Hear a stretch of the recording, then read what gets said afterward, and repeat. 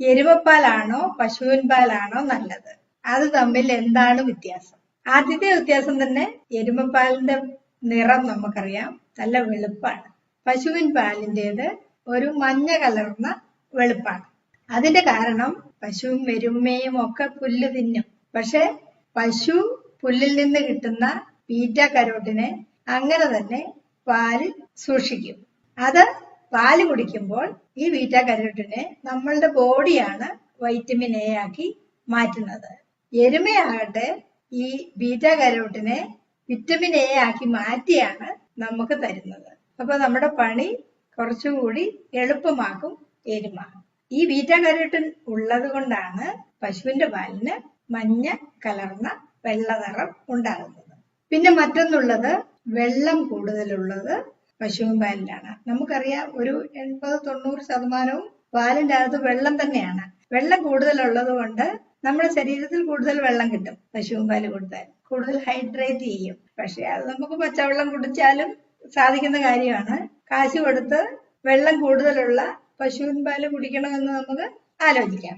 എരുമപ്പാലിൽ വെള്ളം പശുവിൻ പാലിനെ അപേക്ഷിച്ച് കുറവാണ്. കൊഴുപ്പിന്റെ കാര്യത്തിൽ എരുമപ്പാലിൽ കൊഴുപ്പ് കൂടുതലാണ്, കൂടുതൽ തിക്കാണ്, ക്രീമിയാണ്.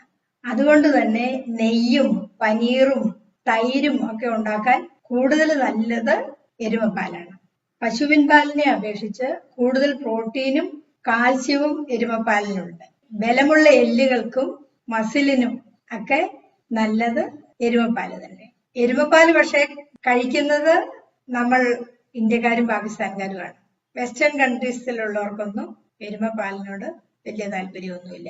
അപ്പോൾ നമ്മൾ മൊത്തത്തിൽ നോക്കിയാൽ എരുമപ്പാലാണ് പശുവിൻ പാലിനേക്കാൾ കൂടുതൽ നല്ലത്. കേരളം ഒഴിച്ചുള്ള ബാക്കി എല്ലാ സംസ്ഥാനങ്ങളിലും ആളുകൾ കൂടുതലായും വളർത്തുന്നത് എരുമകളെയാണ്.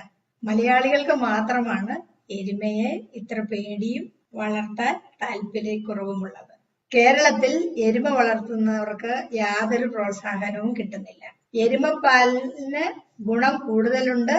അതിന് പശുവിൻ പാലിനെ അപേക്ഷിച്ച് കൂടുതൽ വില നിശ്ചയിക്കേണ്ടതും പ്രത്യേകമായി മിൽക്ക് സൊസൈറ്റികളിൽ ശേഖരിക്കേണ്ടതുമാണ്. അപ്പോ ഇതൊക്കെയാണ് എരുമപ്പാലും പശുവിൻ പാലും തമ്മിലുള്ള വ്യത്യാസം.